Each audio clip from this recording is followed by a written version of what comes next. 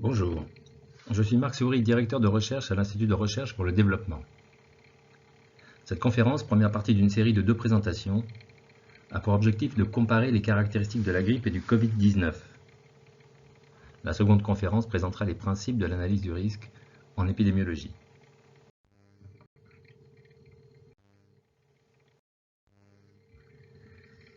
La grippe est une maladie que tout le monde connaît pour l'avoir attrapée au moins une fois dans sa vie. Les symptômes d'une grippe sont communs à de nombreuses maladies, c'est pour cela que l'on parle de syndrome grippal, influenza-like illness en anglais. Ces symptômes sont la fièvre, des maux de tête, une toux sèche, une fatigue intense, des douleurs musculaires. Ils peuvent être plus ou moins sévères et même parfois bénins. On peut même être infecté par un virus de la grippe et ne développer aucun symptôme. Grippe saisonnière classique et Covid-19 présentent de nombreux symptômes identiques, avec quelques différences notables. L'apparition des symptômes est très rapide pour la grippe, c'est d'ailleurs cette caractéristique qui lui a donné son nom, de l'allemand grippen qui signifie agripper. Et par contre, l'apparition des symptômes de la Covid-19 semble plus progressive, avec des symptômes en général nettement plus sévères que ceux de la grippe. Notamment l'asthénie se révèle plus sévère. De plus, on note que la Covid-19 provoque des diarrhées plus souvent que la grippe saisonnière. Une grippe non sévère dure entre 3 et 7 jours, mais la Covid-19 sans complications est nettement plus longue, environ 15 jours, avec des difficultés respiratoires beaucoup plus courantes. Grippe et Covid-19 se transmettent de la même façon. On s'infecte principalement en respirant des aérosols contenant du virus. Ces aérosols sont présents dans l'air lorsqu'une personne contaminée éternue ou tousse. On peut également s'infecter en se frottant les yeux, le nez ou la bouche avec des mains ou des objets qui ont été souillés par des virus actifs et avant que ceux-ci ne soient désactivés. Cela peut être le cas si des aérosols contenant des virus retombent sur ces objets. C'est pour cela qu'il est important de se laver les mains le plus souvent possible et de préférence de ne pas porter de gants et de ne pas se toucher le visage. Il n'y a pas de vecteur intermédiaire comme un moustique, un rat ou un chat, comme c'est le cas pour certaines maladies virales ou bactériennes. Et comme nous allons le voir, il y a des différences entre grippe saisonnière et Covid-19. Tout d'abord, cette dernière maladie semble beaucoup plus contagieuse qu'une grippe classique. On estime que pendant la montée de l'épidémie, pour la grippe, en moyenne, une personne en infecte 1,3 autres, alors que pour la Covid-19, c'est plutôt proche de 3. Mais ce chiffre ne pourra être réellement déterminé qu'à la fin de l'épidémie.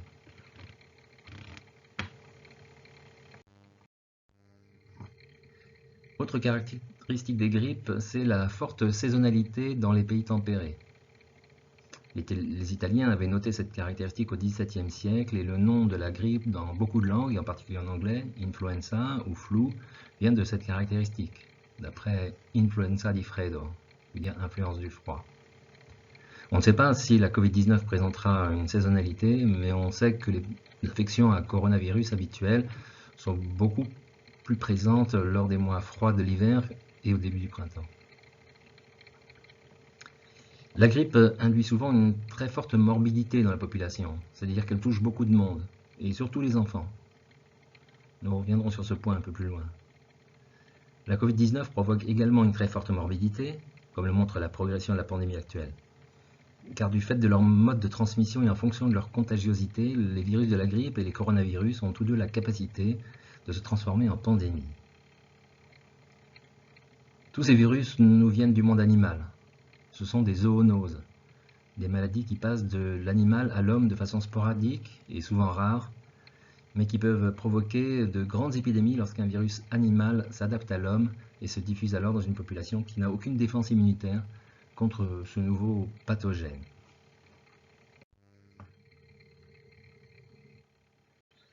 Le déroulement de la maladie présente également des différences. Il est plus rapide pour la grippe. L'incubation dure en moyenne 2 jours, mais l'individu infecté est lui-même contagieux assez rapidement au bout de quelques heures, avant même de ressentir des symptômes. Il reste contagieux pendant environ 6 jours après l'infection. Et au bout de 2 jours après l'infection, la fièvre monte, elle est parfois très forte, reste présente pendant 1 ou 2 jours, baisse, présente un rebond, puis disparaît. Sans complication, la grippe dure en moyenne une petite semaine. Pour la Covid-19, il semble que les durées soient nettement plus longues. Les symptômes apparaissent en moyenne entre 3 et 4 jours après l'infection, parfois plus, et l'individu est vraisemblablement déjà contagieux durant cette période, comme pour la grippe. Il semble le rester pendant la durée des symptômes, soit une quinzaine de jours lorsqu'il n'y a pas de complications, c'est-à-dire beaucoup plus longtemps que pour la grippe. On estime actuellement que pour la Covid-19, la durée de passage moyenne d'un individu à un autre, c'est-à-dire l'intervalle de temps entre une infection et une autre dans la chaîne de transmission, est de l'ordre de 4 jours. En termes d'épidémiologie, la grippe saisonnière symptomatique touche entre 5 et 15% de la population française chaque année, mais avec de grandes différences selon les classes d'âge. Les enfants de moins de 5 ans sont de loin les plus touchés, car chaque année entre 8 et 20% d'entre eux attrapent la grippe. Le pourcentage varie chaque année en fonction des caractéristiques du virus qui circule. Les personnes âgées de plus de 65 ans, par contre, sont beaucoup moins touchées, puisque seulement entre 1 et 5% d'entre elles attrapent une grippe chaque année. Et parmi elles, les formes graves sont plus fréquentes, comme nous le verrons plus loin. Globalement, les moins de 20 ans représentent plus de 50% des cas de grippe saisonnière en France chaque année. La Covid-19 présente un tout autre tableau. Les moins de 20 ans sont peu représentés, alors que les plus de 65 ans représentent au moins 30% des malades, alors qu'ils ne représentent que 20% de la population. La grippe est dangereuse pour les femmes enceintes, et cela est connu depuis très longtemps. Elle est également dangereuse pour le fœtus car le virus passe la barrière placentaire. Pour la Covid-19, pas de mention particulière pour les femmes enceintes, ni pour le fœtus.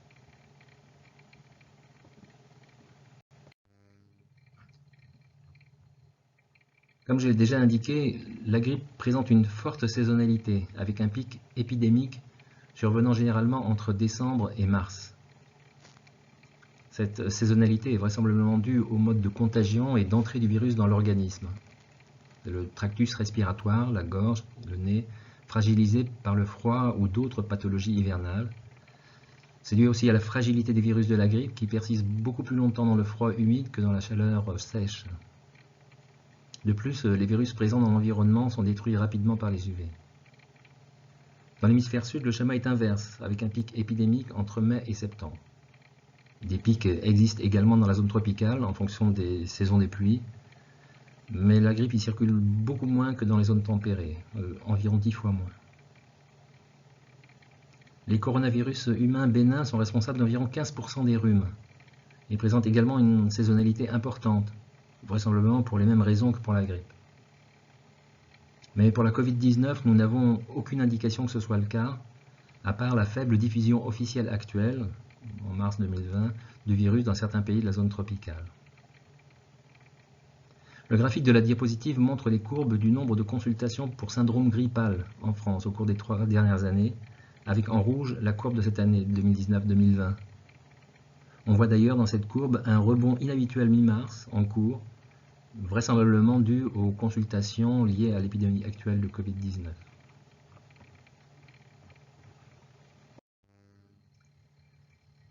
En termes d'épidémiologie, deux propriétés principales caractérisent les pathogènes. Ce sont la contagiosité et la virulence. La contagiosité représente la facilité avec laquelle un pathogène peut se transmettre d'un individu à un autre. La virulence représente la force et la sévérité avec laquelle le pathogène attaque l'organisme de son hôte et s'exprime souvent par un taux de létalité, c'est-à-dire le rapport entre le nombre de personnes décédées et le nombre de personnes infectées. À ne pas confondre avec un taux de mortalité qui correspond au rapport entre le nombre de personnes décédées et le total de la population susceptible. Et ne pas confondre avec un taux d'incidence qui lui correspond au rapport entre le nombre de nouveaux infectés et le nombre de susceptibles par unité de temps. La contagiosité, quant à elle, s'exprime par un paramètre appelé nombre de reproduction de base, qu'on appelle R0, qui apparaît dans la modélisation des épidémies à base d'équations différentielles, et dont nous parlerons dans la seconde conférence. Ce nombre de reproduction de base correspond à la moyenne du nombre d'infections secondaires provoquées par un individu infecté, lorsque toute la population est considérée comme susceptible. Le graphique présenté ici permet de comparer ces deux paramètres pour les principales maladies transmissibles. Il faut faire attention parce que l'axe de la létalité n'est pas linéaire. De plus, certaines contagions sont plus faciles à interrompre que d'autres.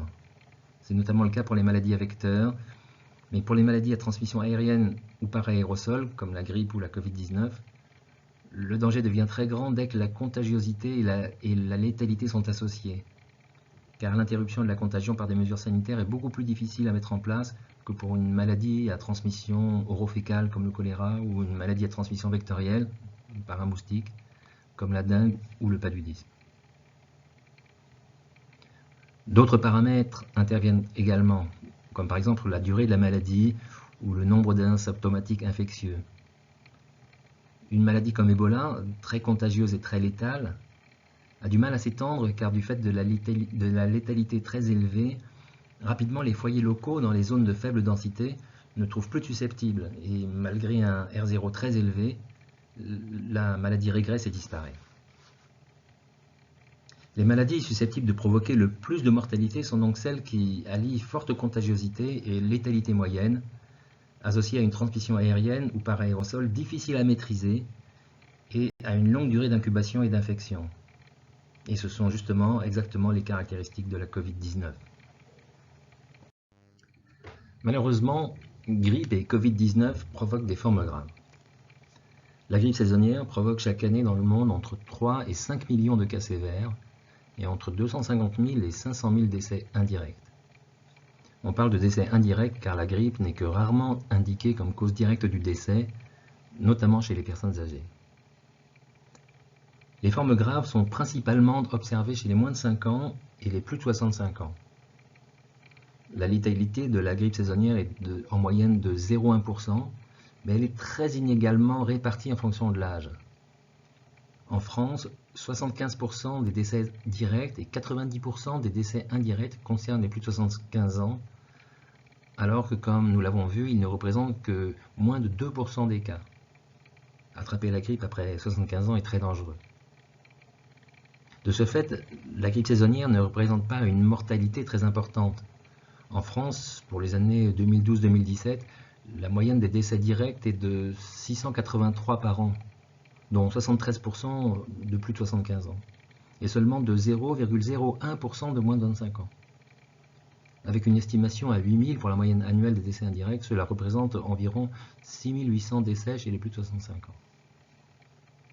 Les choses sont très différentes pour la Covid-19, puisque avec cette maladie, l'âge et les comorbidités associées à l'âge sont des facteurs de risque majeurs, à la fois de morbidité et de létalité. On a donc potentiellement de nombreux malades très à risque de létalité. On voit sur ces graphiques la comparaison de la létalité en fonction de l'âge entre la grippe saisonnière aux USA et le Covid-19 en Chine. La létalité de la Covid-19 est nettement plus importante que celle de la grippe saisonnière.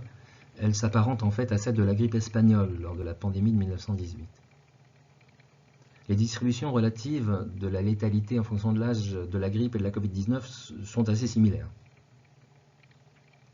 La différence entre les deux maladies, c'est que la morbidité des personnes âgées est beaucoup plus importante pour la Covid-19 que pour la grippe, ce qui engendre une mortalité bien supérieure pour la Covid-19 que pour une grippe saisonnière, alors que le système de soins, lui, est plutôt dimensionné pour répondre aux besoins de la grippe saisonnière. Les estimations de la létalité en fonction de l'âge, calculées à partir des cas observés, nous permettent de faire une estimation de la mortalité en France dans le cas où on laisserait la Covid-19 se répandre dans l'ensemble de la population, comme on le fait d'ailleurs pour la grippe saisonnière. On peut faire plusieurs estimations en fonction de la morbidité envisagée, c'est-à-dire le nombre de personnes qui seront infectées. On utilise la pyramide des âges en France car nous avons besoin, pour faire ce calcul, de savoir comment se répartit la population en fonction de l'âge, puisque les morbidités et létalité dépendent de l'âge, de façon différente pour la grippe saisonnière et la Covid-19. Pour la grippe, la morbidité en fonction de l'âge est connue, même bien sûr si ce sont des données moyennes, car elles varient d'une année sur l'autre. Pour la Covid-19, on supposera que la morbidité est identique dans toutes les classes d'âge, puisque toute la population est susceptible. On considère qu'il faudrait qu'au moins 60% de la population se soit immunisée pour que l'épidémie s'arrête d'elle-même. Nous arrivons ainsi à des chiffres de mortalité très différents entre grippe saisonnière et Covid-19, pour ces deux raisons. Une létalité globalement plus élevée et une population totalement susceptible. Une stratégie consistant à laisser la Covid-19 se répandre dans l'ensemble de la population serait donc très coûteuse en vies humaines. Les taux de létalité observés sont des estimations des taux de létalité théoriques. Les résultats sont donc des estimations dont on ne donne ici que des moyennes. La pyramide des âges est un peu différente selon le sexe. Les femmes sont plus nombreuses dans la population et notamment dans la population âgée. Tout comme le sexe ratio, pour la grippe comme pour le Covid-19, les hommes sont plus touchés que les femmes. Les calculs que nous avons effectués ne tiennent pas compte de cette différence.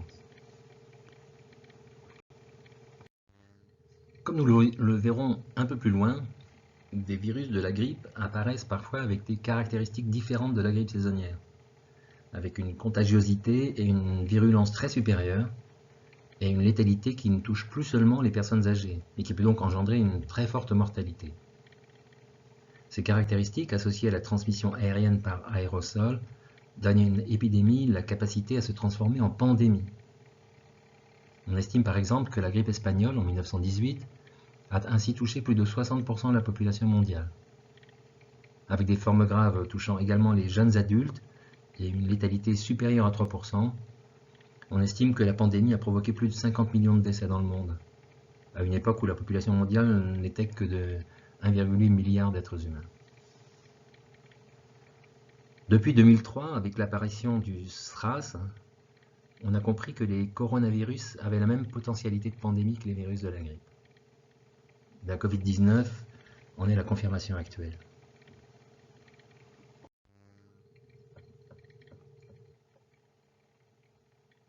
Depuis qu'ils ont été isolés dans les années 30, les virus de la grippe sont très étudiés, mais les réponses thérapeutiques autres que symptomatiques ne sont pas très développées.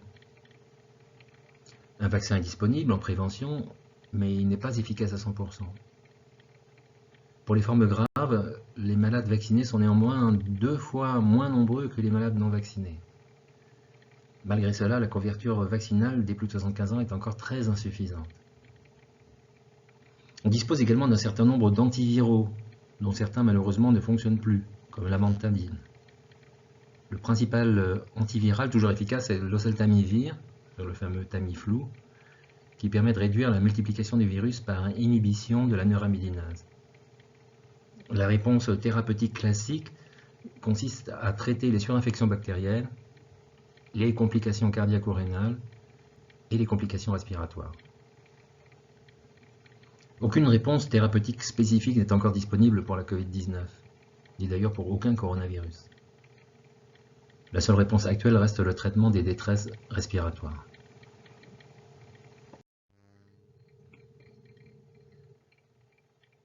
Un peu d'histoire.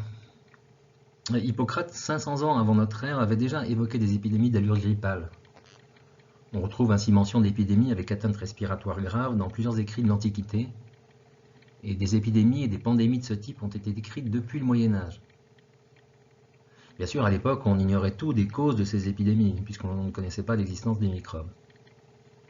Mais les caractéristiques qui ont été décrites, comme la saisonnalité, la rapidité d'apparition, la forte contagiosité, la morbidité chez les enfants et chez les femmes enceintes, permettent de reconnaître la grippe dans ces récits. On avait également constaté des relations avec des épidémies similaires chez les chevaux. Depuis le Moyen-Âge, on a ainsi repéré en moyenne 5 grosses épidémies de grippe par siècle.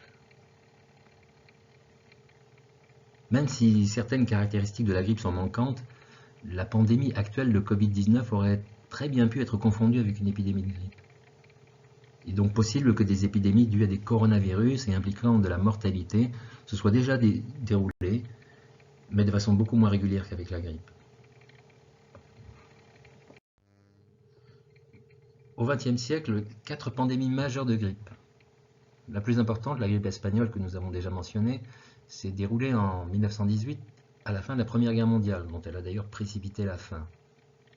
On estime qu'elle a fait entre 40 et 80 millions de morts dans le monde, en n'épargnant aucun continent, atteignant même les zones les plus reculées. Contrairement à la grippe saisonnière, cette pandémie a provoqué une forte mortalité chez les jeunes adultes, ce que l'on observe facilement sur la courbe en W de la létalité en fonction de l'âge. La dernière pandémie mortelle, grande pandémie, date de 1968, et ceux qui l'ont attrapée s'en souviennent encore. Elle a fait environ 4 millions de morts dans le monde, soit au moins 10 fois plus qu'une grippe saisonnière classique. Le virus de la grippe n'a été découvert et isolé qu'en 1933, puis cultivé à partir de 1936. Avant cela, on a longtemps suspecté la grippe d'être provoquée par une bactérie, Haemophilus influenzae. Une surveillance mondiale s'est organisée dès 1948 avec la création de l'OMS. Les coronavirus humains, quant à eux, n'ont été isolés qu'en 1966. On s'est alors rendu compte qu'ils circulaient continuellement dans la population humaine et ils provoquaient des infections bénignes. Ils sont responsables de 15% des rhumes, avec une saisonnalité marquée, les mois froids d'hiver et du début du printemps, et une incubation moyenne de 3,2 jours avant l'apparition de symptômes.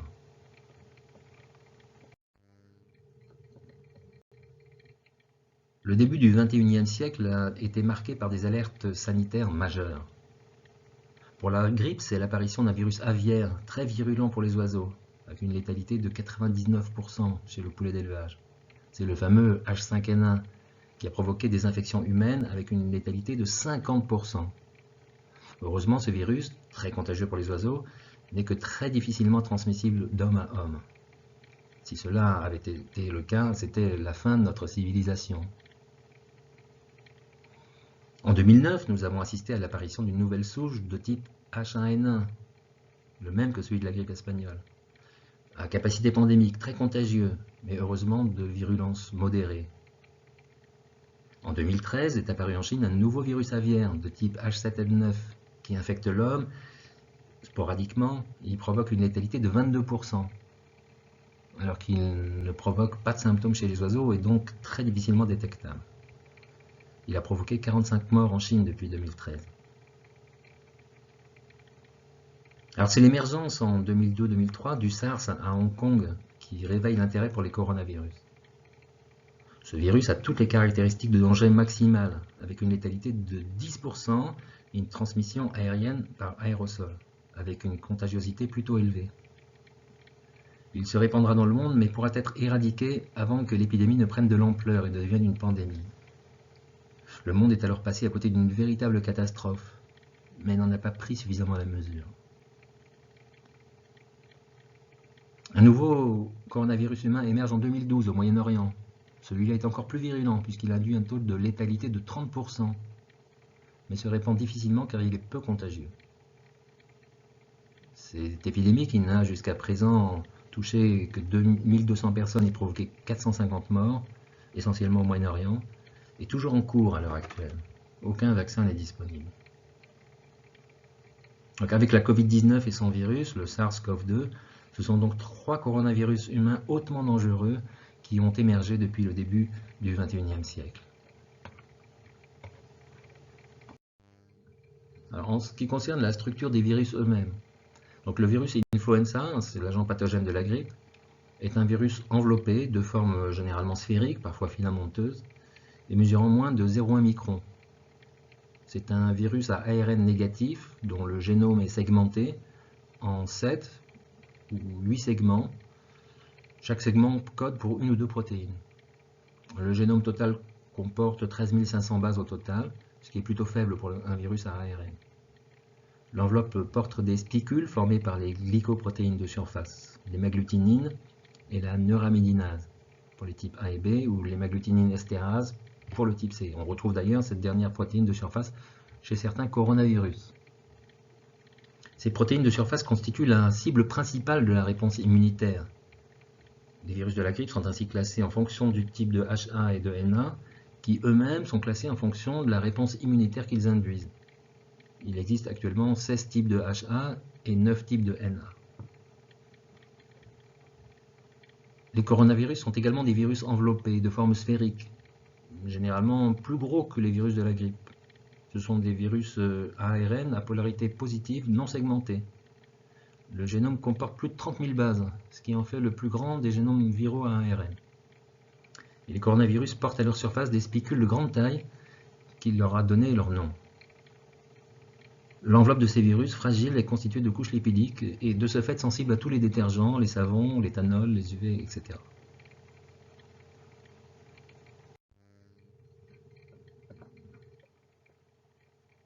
L'attachement du virus sur la cellule cible fait intervenir une protéine de surface du virus et un récepteur présent sur la membrane des cellules cibles. Pour les virus influenza, la protéine de surface est l'hémagglutinine et le récepteur est l'acide sialique se trouvant à la surface de certaines cellules avec des différences selon le type de l'hémagglutinine. Chez l'homme, les cellules cibles initiales se trouvent principalement dans la partie haute du tractus respiratoire. L'infection se propage ensuite de proche en proche et peut atteindre les cellules de multiples organes. Pour les coronavirus, la protéine de surface est la protéine S ou la protéine H1 selon le type de virus.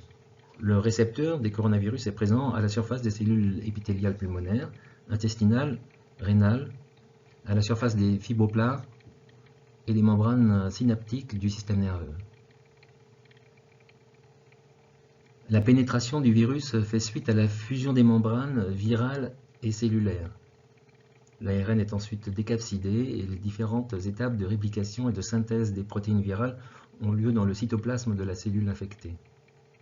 Le cycle total de réplication est de 4 à 6 heures pour les virus influenza et de 8 à 10 heures pour les coronavirus.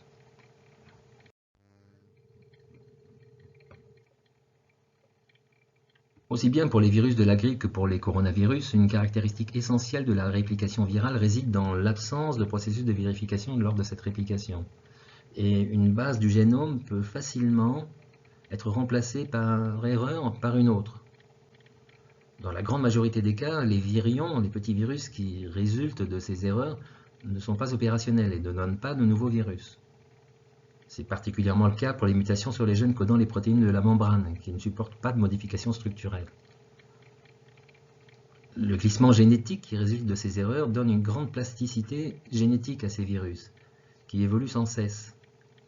Et en particulier, ce glissement génétique modifie la forme des protéines de surface et peut donner lieu à un virus qui n'est plus du tout reconnu par le système immunitaire, car ce système est dirigé principalement vers ces protéines de surface.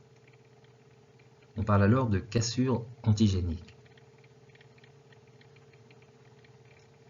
Les virus de la grippe présentent également un autre phénomène. Ils peuvent échanger des gènes lorsqu'une même cellule est infectée par 2 virus de la grippe différents. Cet échange est favorisé par la segmentation du génome. Les virions qui en résultent sont alors des hybrides, parfois complètement nouveaux. Bon, la probabilité de ces événements est très faible, car il faut un hôte susceptible d'être infecté par 2 virus de la grippe différents. Mais c'est le cas du porc, par exemple, qualifié pour cela de mixing vessel.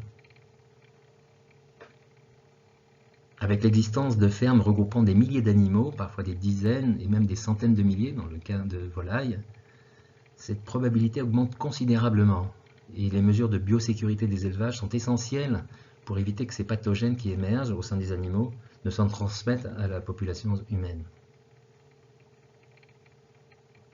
Les coronavirus suivent ces mêmes processus et de ce fait leur plasticité génétique est grande. Les coronavirus peuvent également interchanger des gènes lors de réplication si une même cellule est infectée par 2 virus différents. C'est vraisemblablement ce qui est à l'origine de l'émergence des nouveaux virus, le SARS-CoV, le MERS et le SARS-CoV-2, qui franchissent ainsi la barrière d'espèces. Le glissement génétique peut augmenter ou diminuer la virulence ou la contagiosité des nouveaux virus. On ne peut pas prévoir cette évolution, mais il est possible que la contagiosité augmente lors d'une épidémie, car les virions qui infectent plus facilement les cellules, du fait d'une mutation, auront un avantage statistique. Par contre, la virulence aura plutôt tendance à rester stable ou à diminuer, car une augmentation de la virulence implique des phénomènes dont la probabilité est beaucoup plus rare, et cette augmentation, en affectant directement les cellules hôtes, donne plutôt à ces virions un désavantage statistique.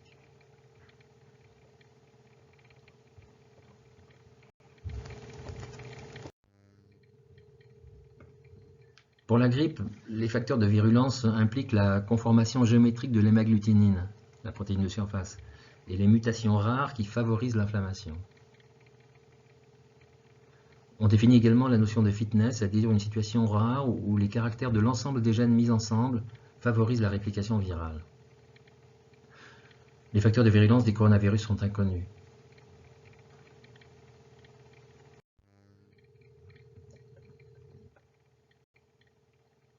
Le glissement génétique des virus de la grippe est important.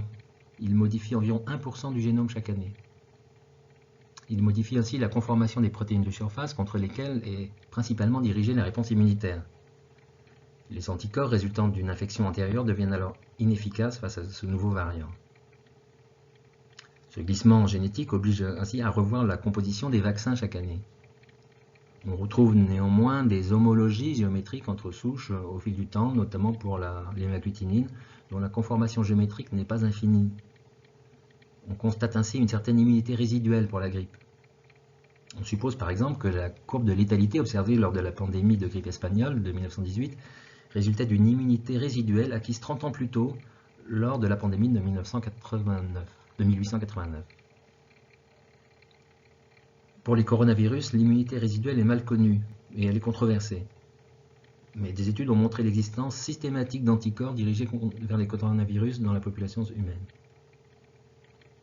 Du fait du glissement génétique et de la grande complexité de la protéine de surface, on ne constate que très peu d'immunité résiduelle d'un variant à un autre. Par contre, il est très probable d'être immunisé contre une souche spécifique après avoir été infecté. On peut donc espérer que ceux qui ont attrapé la Covid-19 ne seront plus susceptibles au virus SARS-CoV-2, même si celui-ci continue à circuler pendant plusieurs mois.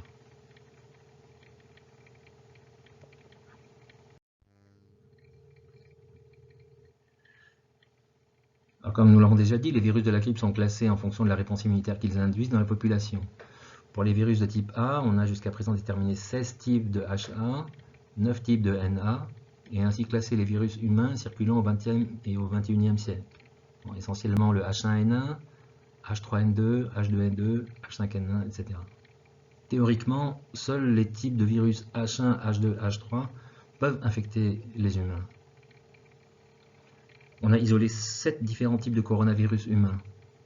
4 d'entre eux provoquent de simples rhumes, et les 3 autres, le SARS-CoV, le MERS et le SARS-CoV-2, provoquent des pneumonies avec des taux de létalité importants et ont une capacité pandémique.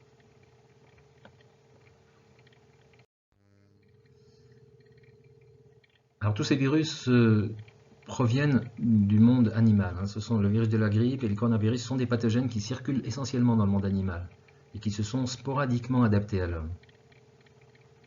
Les virus de la grippe concernent essentiellement les oiseaux, le porc, le cheval, les mammifères marins, mais aussi les félins, les chiens, certains carnivores comme le furet et certains rongeurs. Le virus de la grippe n'a pas de réservoir animal connu. Les oiseaux, qui en sont les principaux vecteurs, sont également malades de la grippe, et parfois avec une létalité très forte. Les coronavirus concernent également de nombreux animaux sauvages. Le réservoir animal est vraisemblablement la chauve-souris pour l'ensemble des coronavirus. Le passage de la barrière d'espèce d'un virus de la chauve-souris à l'homme implique a priori un hôte intermédiaire. C'est la civette pour le SARS-CoV, le dromadaire pour le MERS, et l'on suspecte actuellement le pangolin pour le SARS-CoV-2.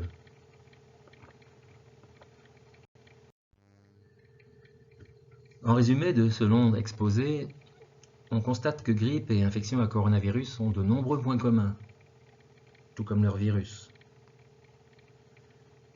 La grippe est néanmoins la maladie la mieux connue, considérée comme potentiellement la plus dangereuse, et de ce fait, la plus surveillée. Mais la Covid-19 réunit tout ce qui fait le danger d'une grippe pandémique. Sa contagiosité est à 2 à 3 fois supérieure à celle d'une grippe saisonnière, et sa létalité est a priori au moins 10 fois supérieure, et a priori équivalente ou supérieure à celle de la pandémie de grippe espagnole de 1918. La grande différence entre la grippe et la Covid-19 réside à la fois dans la cinétique de l'infection, dans l'absence totale d'immunité et dans la létalité selon l'âge. Du fait d'une absence d'immunité pour toutes les classes d'âge et d'une létalité très faible pour les jeunes mais qui augmente rapidement après 50 ans, les conséquences de la Covid-19 peuvent être dévastatrices pour les personnes de plus de 60 ans en particulier. Enfin, la cinétique du coronavirus en fait une maladie encore plus difficile à arrêter que la grippe. Et c'est seulement au prix de mesures rapides d'isolement ou de compartimentation et d'une très stricte réduction des contacts interhumains que l'on pourra éradiquer ce virus avant qu'il ne provoque une catastrophe humanitaire, comme nous le verrons dans la seconde partie de cet exposé.